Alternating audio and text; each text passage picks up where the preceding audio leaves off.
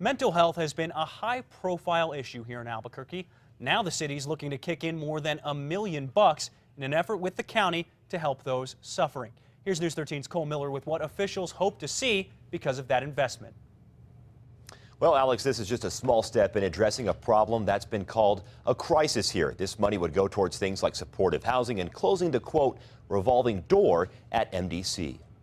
This is filling another gap in the homeless and behavioral health population.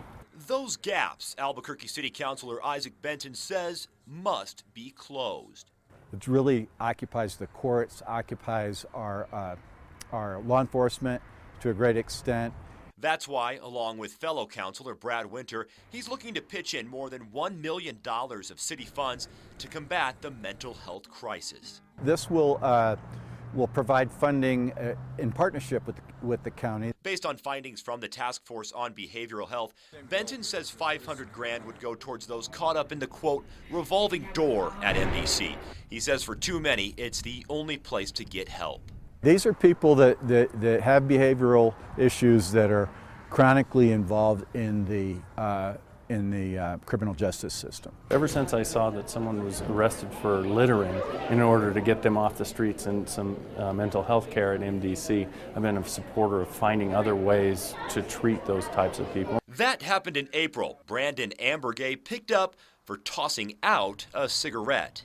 Jail is definitely not the best place to receive treatment. Bernalillo County Commissioner Wayne Johnson says everyone will have to work together to put a dent in this problem. Some of the money will also be used to provide more short-term housing options for those jail inmates. The other half of the money, more than $600,000, will go towards getting those living on the streets with mental health problems a place to stay.